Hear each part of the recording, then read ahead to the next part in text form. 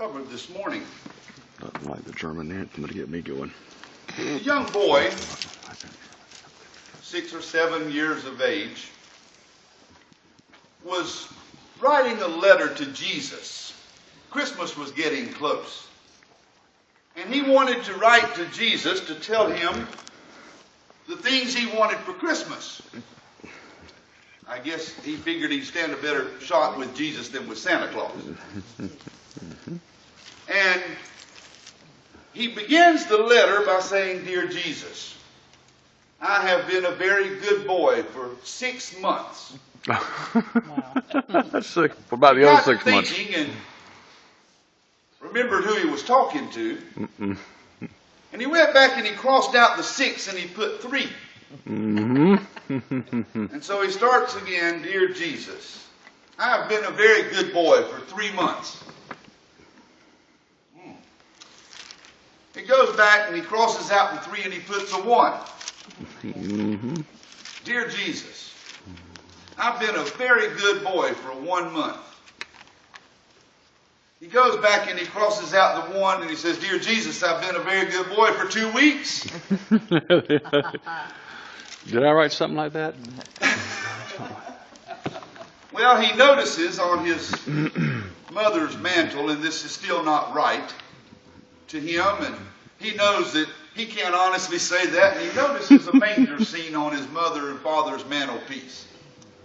He goes over and he grabs up Mary. Oh. And he comes back and he says, "Dear Jesus, if you ever want to see your mother again..."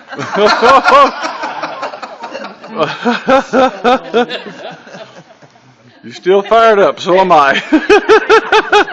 She's a Republican, I'm an independent. Tonight, I found that today, and I love it. And you're on tape, brother. Oh, thank you. Yeah. It's going worldwide, too. Yeah, okay. Oh, dear. Matthew chapter 2.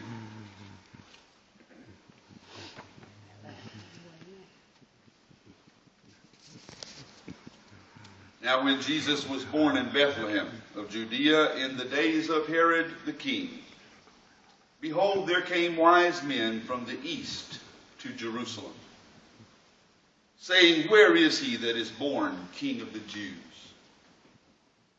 For we have seen his star in the east and are come to worship him." When Herod the king had heard these things, he was troubled, and all Jerusalem with him. And when he had gathered all the chief priests and scribes of the people together, he demanded of them where Christ should be born. And they said unto him, "In Bethlehem of Judea, for thus it is written by the prophet." And then they quote from the prophet Micah, "And thou, Bethlehem, in the land of Judah, art not the least among the princes of Judah. For out of thee shall come a governor, that shall rule my people Israel." Then Herod, when he had privily called the wise men, inquired of them diligently what time the star appeared. He sent them to Bethlehem and said, "Go, search diligently for the young child, and when you found him, bring me word again, that I may come and worship him also." When they had heard the king, they departed, and lo, the star which they saw in the east went before them, till it came and stood over where the young child was. When they saw the star, they rejoiced with exceeding great joy. When they were come into the house, they saw the young child with Mary his mother, and fell down and worshipped him. When they had opened their treasures, they presented unto him gifts, gold and frankincense and myrrh. Amen. There are many who would say, and I don't know that I have much of an argument for this, that the tradition of gift giving at Christmas time comes from this very act by the sages from the east, the wise men from the east. That indeed, where our inspiration from whence it comes, lies in the very fact that they came to the Christ child, and they brought with them gifts to lay at his feet, so to speak. I don't know that I have any problem in agreeing with that. I also can't prove that that's actual fact. But brothers and sisters, tonight I want us to consider the gift. He is the gift. I want us to consider He is the gift.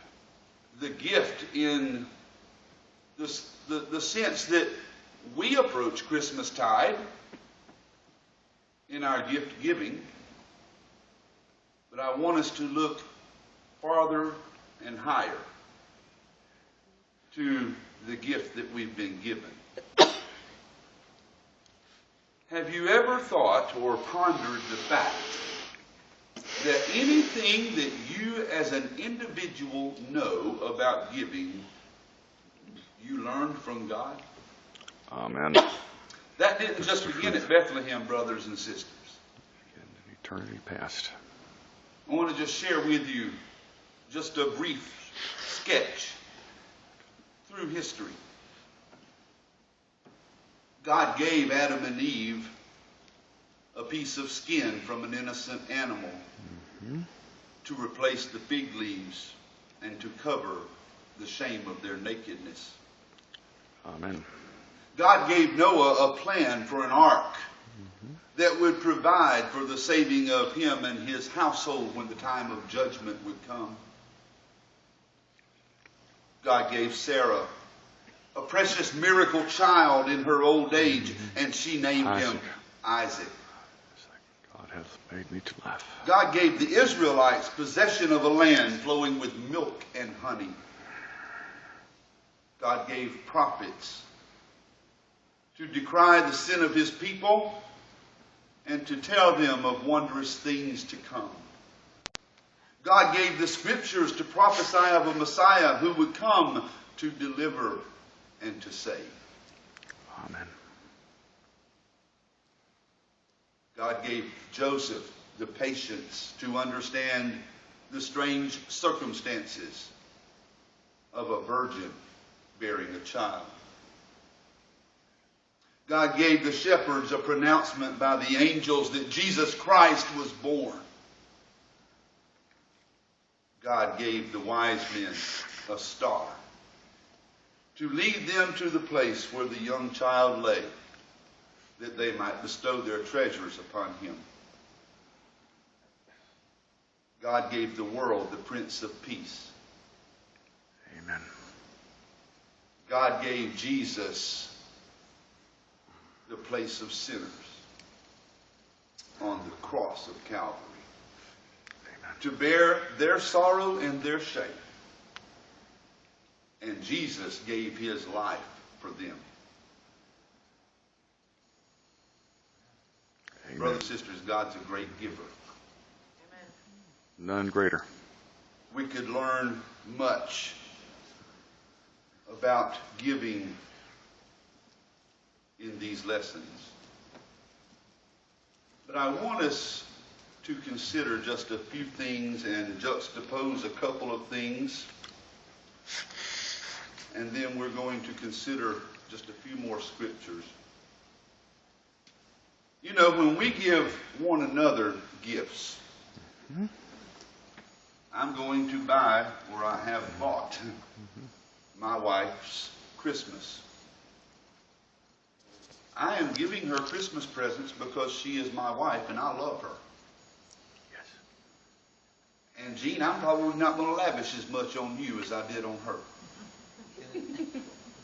Not that, you know, I've just really gone overboard with her. But our giving among one another is based upon a relationship principle that is kind of almost out of obligation, is it not, in a sense? In a sense, yes. I can tell you this. Woe to the man who on Christmas morning does not have something for his wife. And And so there is this sense of expectation. There's this sense of obligation. There's also this sense of, I love that individual and this is what I want to do for them. But brothers and sisters, if I didn't know Anita Thomas, I'll take her back to her maiden name. If I didn't know her and I passed her on the street in Garden City, I'm probably not going to go up to her and open up the trunk of my car and shower her with a trunk load of gifts. That's not quite how it works, is it? Likewise, we share a son. He's sitting back there somewhere. There he is. We will buy presents for other children Christmas, or we have them bought, but not to the degree that we bought for him. He is our son. And there is a particular relationship status there. Brothers and sisters, when God gave the most perfect gift ever given, it wasn't because of any special relationship that I bore to him. As a matter of fact, the relationship that I bore to him in the giving of that gift was that I was his enemy. Yes. While we were yet sinners, Jesus Christ died for the ungodly. Romans. And brothers and sisters, coming to somewhat of a deeper realization for that is something we all ought to strive for. It ought to be paramount in our thinking, not only at Christmastide, but year-round, of the very fact that, as we just sang about, Jesus Christ came to this world for unworthy sinners, such as I, such as me. Put it grammatically correct.